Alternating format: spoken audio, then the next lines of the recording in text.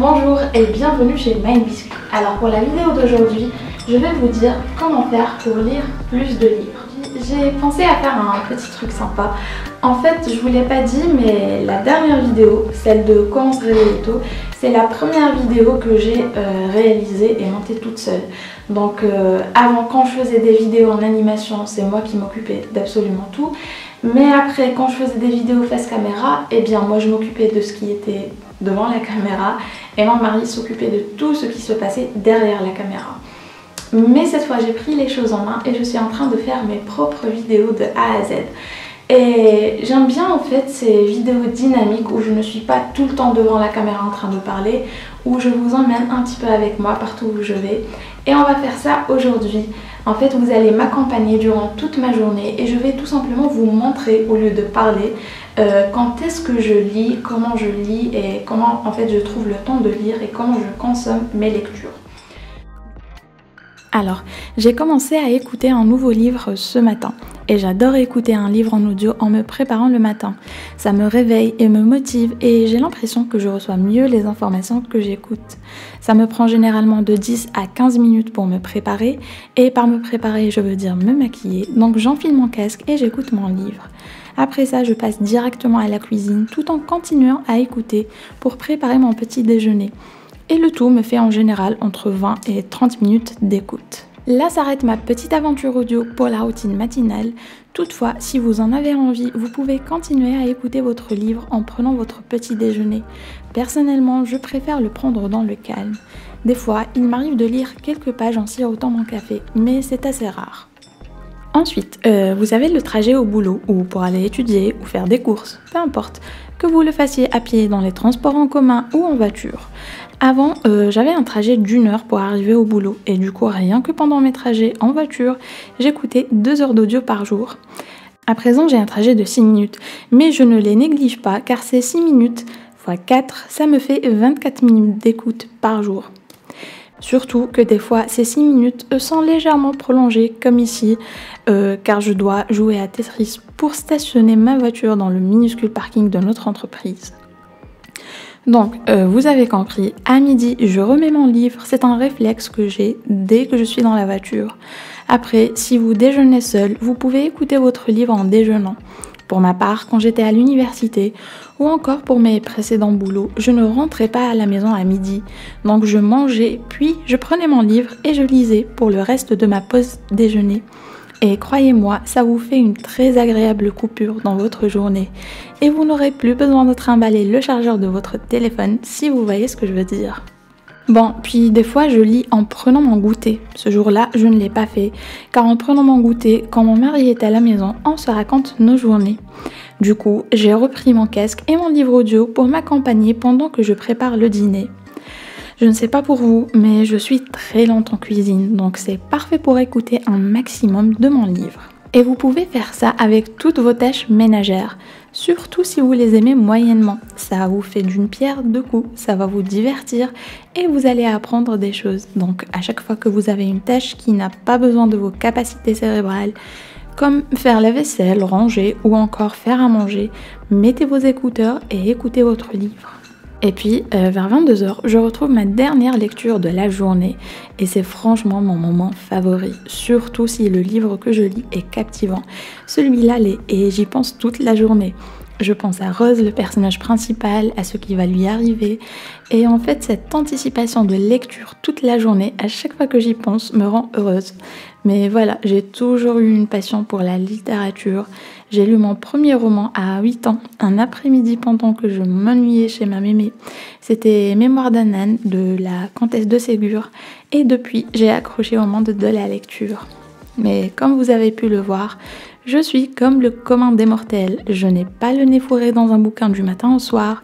J'ai des journées bien remplies. Je travaille de 8 h à 16 h 30.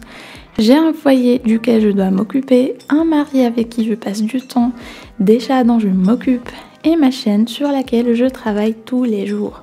Entre les scripts, la réalisation, les vidéos, le montage ou encore les chroniques sur Instagram.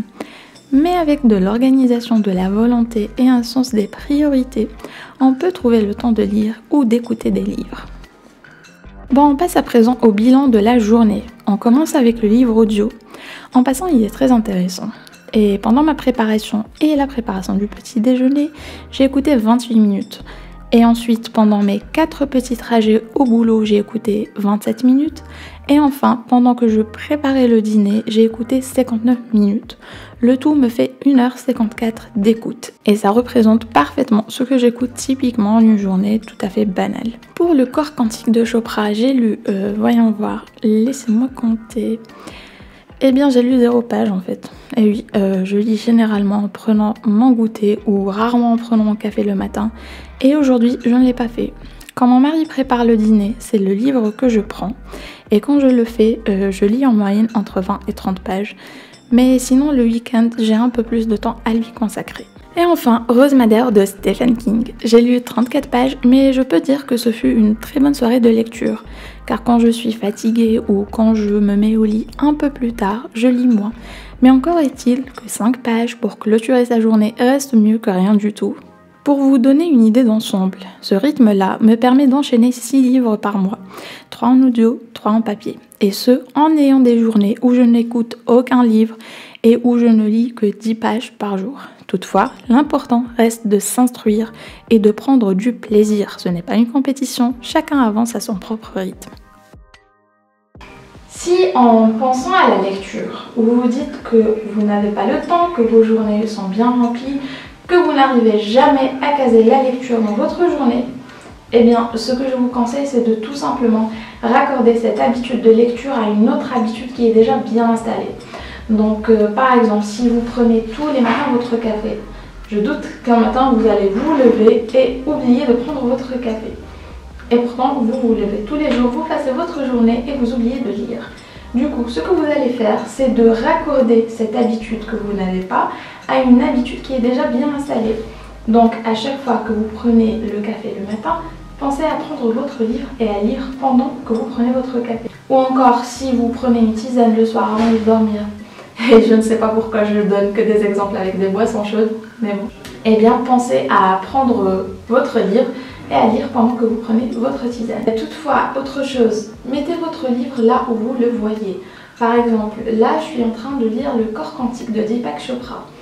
Et en fait, étant donné que j'ai déjà un autre roman que je suis en train de lire, que je lis avant de me coucher, et du coup l'autre livre, il va passer un petit peu à la ramasse si je n'y pense pas. Donc ce que je fais, c'est qu'il est toujours sur ma table basse. Et du coup, quand je rentre du boulot et que je vais prendre mon petit goûter, au lieu de voir la télécommande, de la prendre et de regarder la télé, même si je ne regarde pas la télé en temps normal, mais bon, je vous donne cet exemple-là, en prenant mon goûter, eh bien je vais voir mon livre et prendre mon livre et le lire pendant que je prends mon goûter. Je lis aussi Rose Madder de Stephen King qui est tout le temps sur ma table de chevet, car c'est le livre que je lis tous les jours avant de me coucher. Donc pensez à mettre votre livre là où vous allez le voir, là où vous allez le prendre et lire. Par exemple le téléphone, il est tout le temps sur nous, tout le temps à notre portée. C'est pour ça qu'on a le temps, eh ben oui, on a le temps de traîner sur Instagram. Il n'est pas content mon téléphone. On a le temps de traîner sur Instagram, on a le temps de traîner sur Facebook, on a le temps de regarder des heures et des heures de vidéos sur YouTube. Et après on dit qu'on n'a pas le temps de lire. Non, vous avez le temps de lire, croyez-moi, vous avez le temps de lire, c'est juste que vous n'avez pas encore installé l'habitude de la lecture, ne serait-ce qu'une demi-heure par jour. Je suis sûre que vous avez 30 minutes de votre journée pour que vous puissiez vous asseoir, prendre votre livre et lire quelques pages. Ensuite, si votre but c'est la quantité, c'est de consommer des livres en quantité, eh bien la clé c'est tout simplement les livres audio. Donc j'ai toujours en audio un livre de développement personnel, je ne peux pas écouter un roman. Pour moi le plaisir de la lecture c'est justement l'expérience de la lecture. Donc voilà, notre vidéo touche à sa fin, j'espère qu'elle vous aura plu et surtout qu'elle vous aura été utile. Je vous invite vivement à me suivre sur Instagram car par exemple la vidéo d'aujourd'hui je l'ai déjà faite mais en story sur Instagram. Je partage énormément là-bas et de manière quotidienne. Donc si vous voulez avoir plus de trucs et astuces, si vous voulez avoir plus de recommandations de livres, eh ben, suivez-moi là-bas.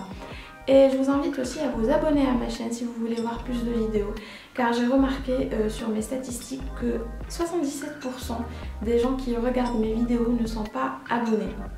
fait un petit peu bizarre. Mais bon, si vous avez envie de voir plus de vidéos sur ma chaîne, abonnez-vous tout simplement pour ne pas les manquer. Et moi je vous retrouve la semaine prochaine pour une nouvelle vidéo. J'espère que cette vidéo vous a inspiré, vous a motivé à lire plus. Et si vous n'avez pas encore essayé les livres audio, eh ben je vous recommande de tenter l'expérience. Et si ça ne vous plaît pas, eh bien au moins vous aurez essayé. Et n'hésitez pas à me dire si vous avez d'autres astuces, à me les laisser en commentaire. À la semaine prochaine et bonne lecture.